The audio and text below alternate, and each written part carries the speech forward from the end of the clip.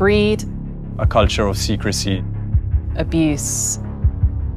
Crispin Odey was one of Britain's wealthiest men and one of its most successful hedge fund managers. He was this bygone figure from a bygone era. He started to stroke my leg under the desk. I did not want to be alone with this man. He has continued to behave like this. You want to go that way, right? He has been protected. It's been one of the quickest and most decisive unravelings of a hedge fund that I can remember. It wasn't the company that assaulted the woman. He is the one who needs to be held to account.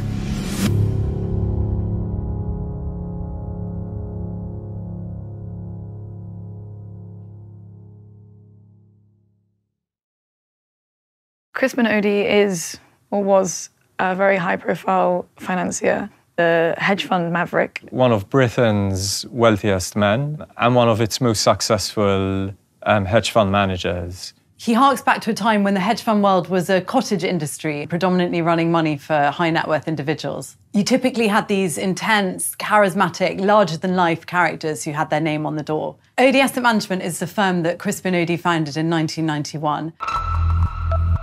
It's one of the UK's oldest hedge funds. The last kind of bastion of that 1980s world of finance, the really like red-blooded, unapologetic money-making. So he's known for making some very clever bets on markets over the years, as well as some poor ones. He would take these hugely risky punts on the world based on how he saw it and where he saw it was going. Some people have said that he's blended his financial and his political interests a little too closely.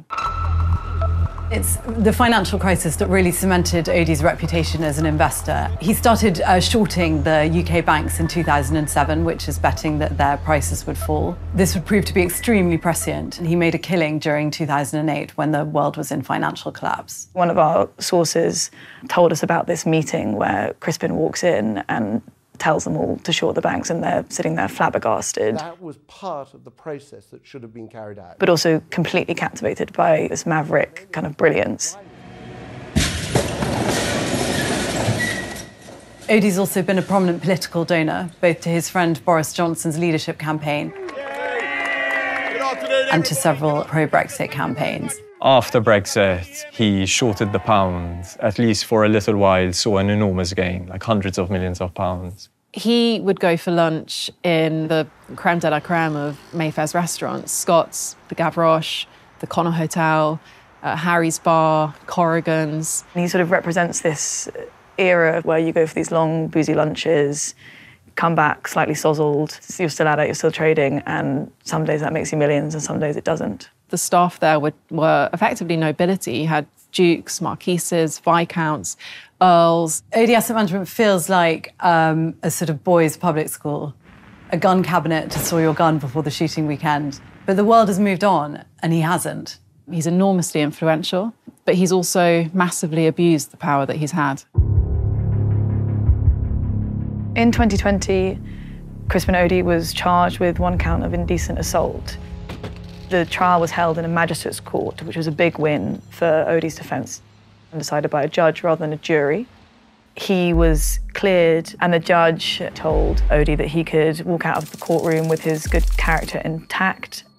And the judge also heavily criticised the complainant. So he said that she had a vivid imagination and suggested that she was influenced by her desire for publicity. Shortly after Odey was acquitted in court, the Sunday Times ran a piece saying that a woman said he had groped her in a restaurant in 2008.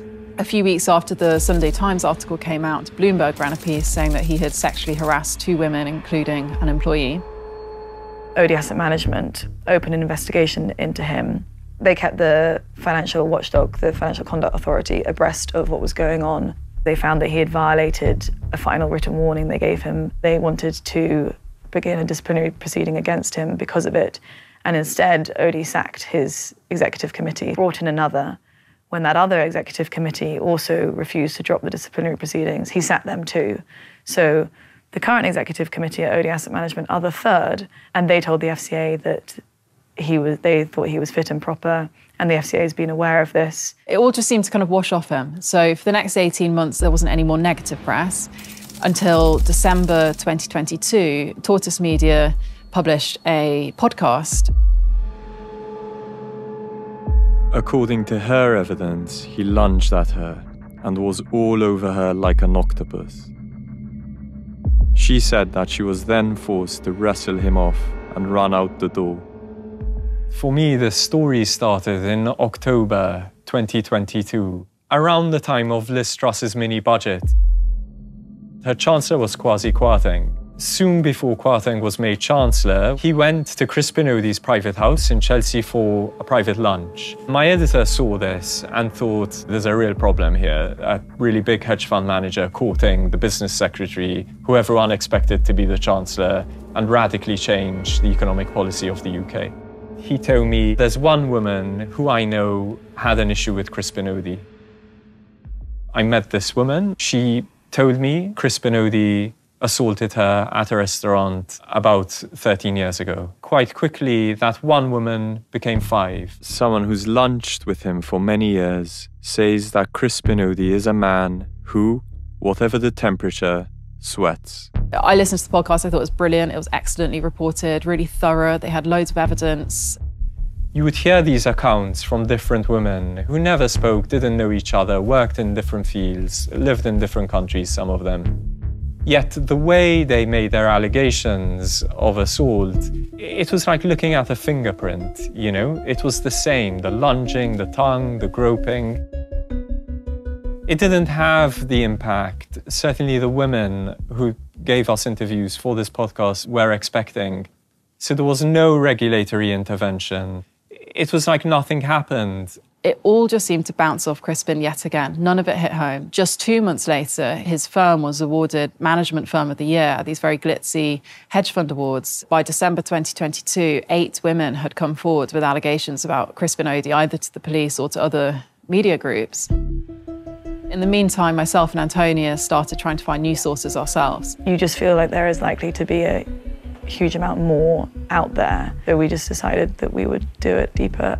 But we wanted Paul's help because Paul had had news sources come to him post-podcast. We got the FT to agree to let us team up with him. I started working at Odey Asset Management in March 2003. I had just moved to London from Australia. He was extremely inappropriate in many ways.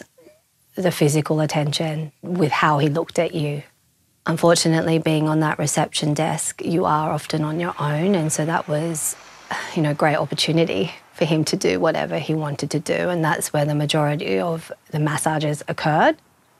They were quite forceful. They would start on your shoulders and move down your ribs to try to touch your breasts. I remember vividly having to pin my arms to my side and cover my chest so that couldn't happen. It wasn't always possible to avoid being in Odey's presence.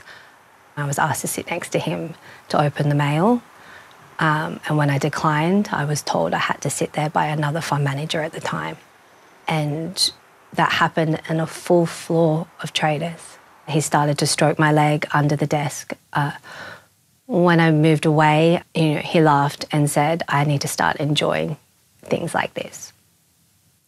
And I didn't know what to do in that moment, because if everybody condoned his behaviour and allowed that to happen, what could I do?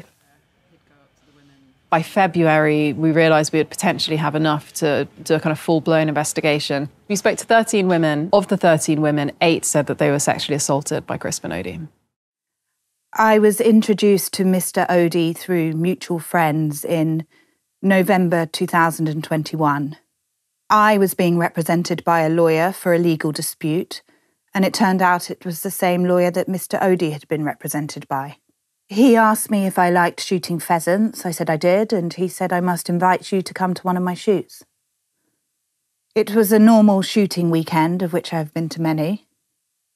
At the end of the dinner, everyone is still sitting at the table.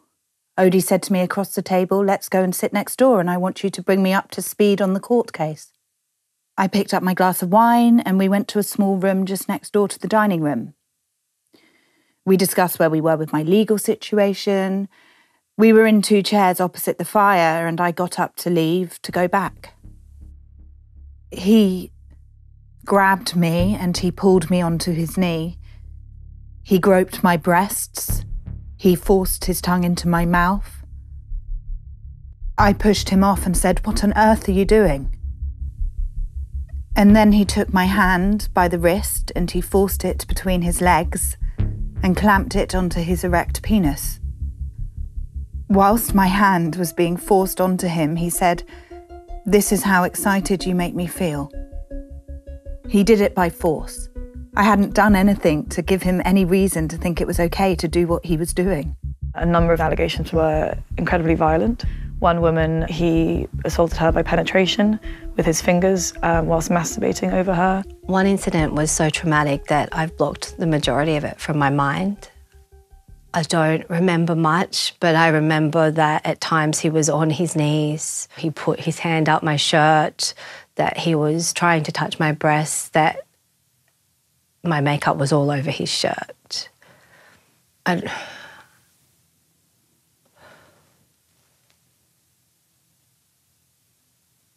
I think there's a reason that I've blocked it from my mind. Within the walls of his firm, it was an open secret, and so much so that we've had plenty of women tell us that within the first week or two of joining that they were warned, don't get in the office lift with Crispin Odey. His arrogance is just extraordinary. How he has in such strange situations, environments, not just in the workplace, but in restaurants, for me at a dinner party, he has continued to behave like this.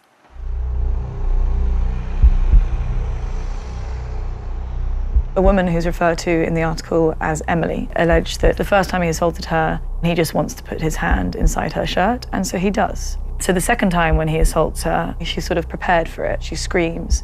So she's trying to leave a meeting room that she's been having a conversation with Odey in, and as she's trying to leave, he grabs her, put his hands on her hips and tries to drag her back into the meeting room. She shouts, "Crispin, no," and when she emerges into the hallway, she bumps into a senior male employee and she's, convinced he was within an earshot. And he says absolutely nothing. There are definitely questions to be asked about what senior figures at Odey Asset Management knew or didn't know. They probably had a financial interest in maintaining the status quo. Everybody knew what was happening. Everybody knew about his behaviour. One day I was forced to go to lunch at Le Gavroche with Odey. I was told that I had to go and I didn't have a choice. It had been in the calendar for some time and I couldn't say no to him. When I realised that I had no choice, I asked if I could bring along the other receptionist to accompany me. I didn't feel safe and I did not want to be alone with this man. Odey was not happy with me for inviting this other receptionist along. He said that I should direct any conversation to him and that I had no social skills because I spoke to somebody other than him. He continued to say things like, I would never be able to eat at a restaurant like that if I wasn't with him, that he has all the money and the power, that he is the boss. And my poor social skills were why I was just a receptionist. So going to the restaurant was the final straw because it added another level for me to be told that because of money and power and status that I could be treated however he liked. When we returned for lunch, I remember being in such shock that I sat at my desk and every person that came down from that trading floor would make some jibe or joke about my lunch and what did I do to annoy him. Odey has come back really angry. I have no social skills. Making complete fun out of this situation. And that for me was just as bad. There were lots of people in senior positions at the firm who absolutely knew what women said he was doing to them. Those who worked alongside him protected him. That makes them complicit in this. He had enormous power as its owner and founder. His partners were not always comfortable challenging him.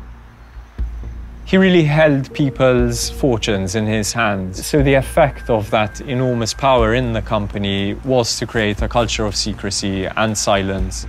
Odie and Odie Asset Management completely got away with hiding what had happened. They didn't acknowledge, they never apologised, they didn't care.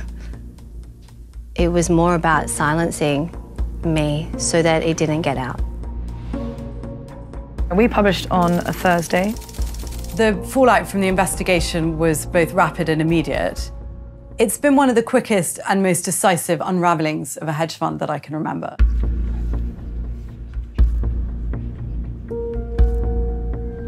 It was published early morning on the 8th of June. By early afternoon that day, Morgan Stanley, which is one of Odie Asset Management's key prime brokers, had moved to sever ties with the firm. Prime brokers are crucial for hedge funds to go about their business because they offer services like stock lending, leverage, trade execution. When Morgan Stanley cut ties, it then became untenable for Odie Asset Management's other relationships not to go the same way. Other firms, sort of fearing the reputational fallout, began reviewing and terminating their relationship.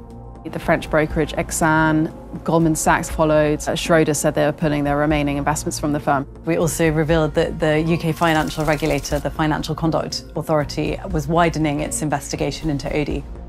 He and his firm became a toxic asset within the City of London. Crucially, it really worries Odie Asset Management's clients who know that without those banks, the company simply can't do business. On the weekend then, there was another big bombshell. Partners at Odie Asset Management said that they were going to remove Crispin Odie as a member. He suggested to the FT that this is something he would fight. I put in a call to Crispin and he gave this very Crispin-like response. How they're going to do that? You've got to have a willing buyer, willing seller, but then hung up. At the same time, you had clients of Odie Asset Management putting in redemption requests, so asking to withdraw their money. They decided to shutter the Odie Swan Fund, blocking redemptions from a number of funds, just something you only really see in quite distressed situations.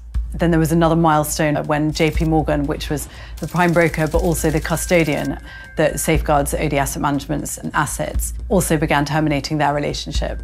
And this was crucial because having a custodian is a regulatory necessity.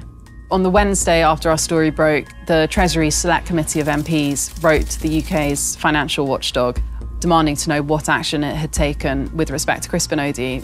Also on the Wednesday, UBS said it was going to sever its ties with the firm. On the Thursday, which is exactly a week after our report first published, the company announced that it was looking to break up. The company is now in the process of transferring some of its funds and its fund managers to other asset management companies, in effect dismantling one of Britain's oldest asset management companies.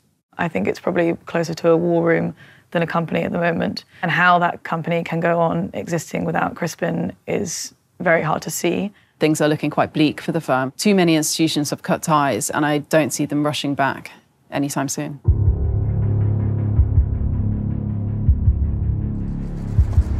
Odie was able to get away with this behaviour for decades.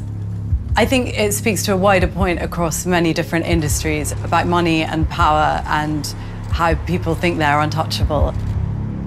It wasn't the company in the end, it wasn't the courts, it wasn't the police, it wasn't the regulator.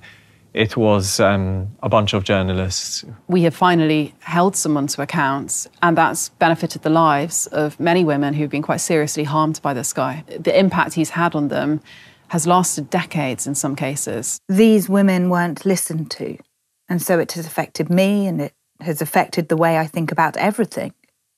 The system, about where we stand and how much we can trust and how we can be protected. Because I now have daughters, and I don't want either of them to have to go through what I did. And I wanted to contribute to positive change, to highlighting systems that enable and normalise this behaviour, because change is needed. He isn't just a man who allegedly harassed and abused women over many years. He's a man that evaded the scrutiny of the regulator, the police. The FCA cannot just sit and turn a blind eye or pretend, in fact, that they are doing a good investigation when they are simply not. They need to take these things more seriously and they need to act more promptly. The fact that we are scared to go to the police because we aren't going to be believed or listened to is terrible. Something really serious needs to change so sexual assault, wherever it occurred, is handled. We do know that Crispin threatened judicial action against the FCA if it continued to pursue the sexual misconduct line of inquiry. So, it's possible they were intimidated by him. Why we're able to go through a list of former female employees and find them and contact them and get some of them to talk to us, and the FCA can't, is not clear to me. Odie's performance has been incredibly volatile. He's had some amazing years, but often on a much smaller asset base, and there are investors who've lost a lot of money with him. I think it speaks to a wider point about the business model of the hedge fund industry, which appears to be heads I win, tails you lose. He's still got 600 million of his own money in the funds. It doesn't feel like a complete sense of justice. We've watched his company crumble and disintegrate, hopefully. I feel that is the right thing, but it wasn't the company that assaulted the women. They may have aided and abetted him. He is the one who groped us. He is the one who needs to be held to account. I think the huge number of women in our story did help it to really hit home, but it is depressing that it takes that number of women. I feel, enormously frustrated for the women who came first. There is power in numbers, but it's really telling of how far we have to go when we only listen to a collective voice. Because my voice should have been enough 20 years ago, as should have many other voices. I don't think it's that women weren't believed. The vast majority of people knew what Odie was like. I don't think they necessarily knew the extremes of it or the lengths that he went to. The women are heard, but they're just ignored. The fallout since the FT investigation is something that I never imagined could ever happen. It really highlights how many more people, including Odie, need to be held accountable, and what we need to do to create systems that protect women. I am the mother of girls. This behaviour needs to be stopped. I don't want my children, my daughters, going into a workplace and having to be subjected to what he subjected so many of us to. So many of us.